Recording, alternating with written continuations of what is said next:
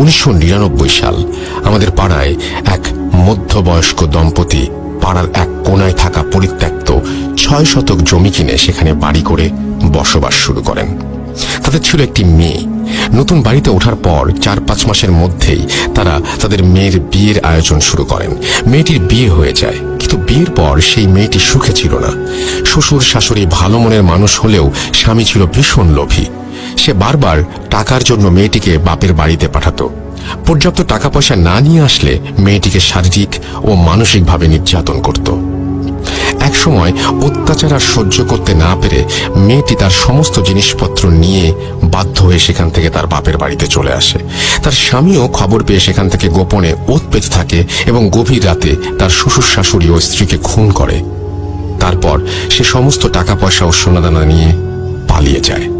কিছুদিন পর আশেপাশের বাড়ির লোকজন ওই বাড়ি থেকে খুব বাজে গন্ধ পাওয়ায় ওই বাড়ির ভেতরে প্রবেশ করে।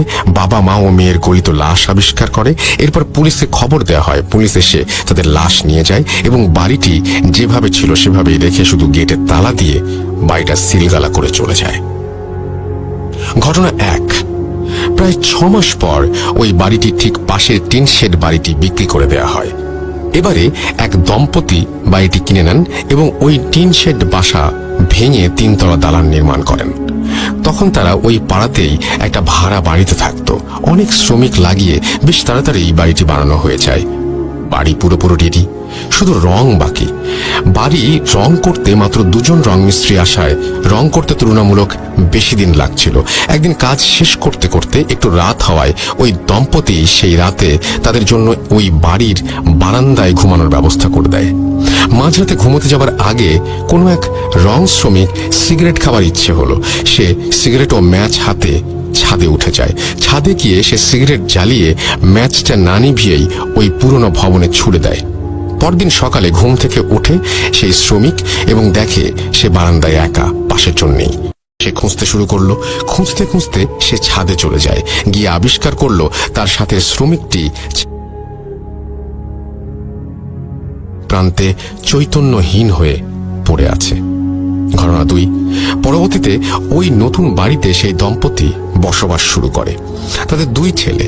বড় ছেলে ঢাকা বিশ্ববিদ্যালয়ে পড়তো আর ছোট ছেলে ছিল উচ্চ মাধ্যমিকের ছাত্র। ছোট ছেলেটি বিড়াল খুব ভালোবাসতো এবং বাড়িতে 3-4টি পোষা বেড়াল ছিল। একদিন ওই বেড়ালগুলো সন্ধ্যার সময় ছাদে উঠে ছাদের কোণায় থাকা টবে গিয়ে একটা ছোট গাছে চড়ে লাফঝাপ করছিল।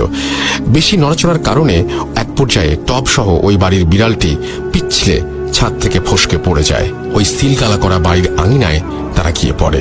সাথে সাথে ওই বিড়ালগুলো প্রচন্ড জোরে চিৎকার করে ওঠে। সে কেবল এক মুহূর্তের জন্য। 1 মুহূর্ত পরে সব থেমে যায়। চিৎকার শুনে বাড়ির লোকজন বিড়ালগুলোকে খুঁজতে শুরু করে, কোথাও পায় না। পরের দিন সকালে দেখা গেল পরিত্যক্ত বাড়ির গেট থেকে ঠিক 1 হাত সামনে খুব যত্ন করে সারি করে গুছিয়ে 3টি বিড়ালের লাশ। প্রত্যেকটা বিড়ালকে ঘাড় মোটকে মারা হয়েছে। যেটা আরো আশ্চর্যের বিষয় সেটা হলো বিড়ালগুলোর শরীরে 1 ফোঁটা রক্তও নেই।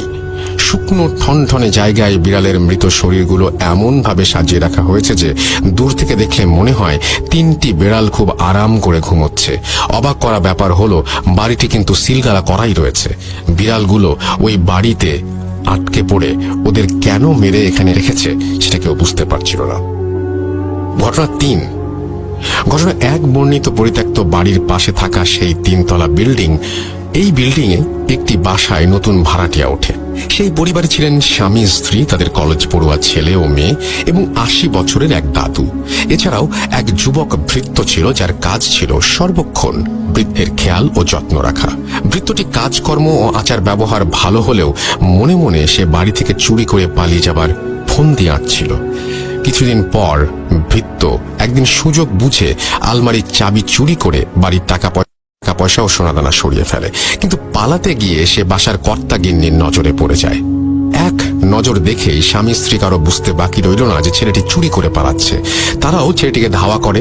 পালানোর পথ না পেয়ে চাকরটি শেষমেশ ছাদে উঠে যায় এবং সেখান থেকে লাফ দিয়ে ওই সিলগালা করা বাড়িটির আঙিনায় পড়ল এবং 1 মুহূর্ত পরেই তীব্র স্বরে আর্তনাদ করে উঠল। পরদিন সকালে ওই পরিত্যক্ত পরিত্যক্ত বাড়ির গেটে ঠিক 1 হাত সামনে পাড়ার লোকজন ভৃত্যটির মৃতদেহ আবিষ্কার করে, ঠিক সেই জায়গায় যেখানে বিড়ালগুলো পড়েছিল। কিন্তু ভয়ের ব্যাপার হলো তার লাশটিও পুরোপুরি ফ্যাকাশে, একটুও রক্ত নেই, শরীরে কোনো ক্ষত বা আঘাতের চিহ্ন নেই। এটা যে কোনো মানুষের কাজ নয় সেটা বুঝতে কারো বাকি রইল না। ঘটনা 4। এক সময় আমাদের এলাকায় ছিচকে চোরের উপদ্রব বেড়ে গিয়েছিল। সে কারণে পাড়ার কিছু কিছু বাড়িওয়ালা কুকুর পুষতে শুরু করে। পরপর 3টি অদ্ভুত ঘটনা ঘটার পরও পাড়ার এক বাড়িওয়ালা কিছুতেই বিশ্বাস করতে পারছিলেন না যে ঘটনাগুলো অস্বাভাবিক। তিনি সিদ্ধান্ত নিলেন তার কুকুরের একটি বড় বাচ্চাকে তিনি ওই বাড়ির ভেতরে ছেড়ে দেবেন।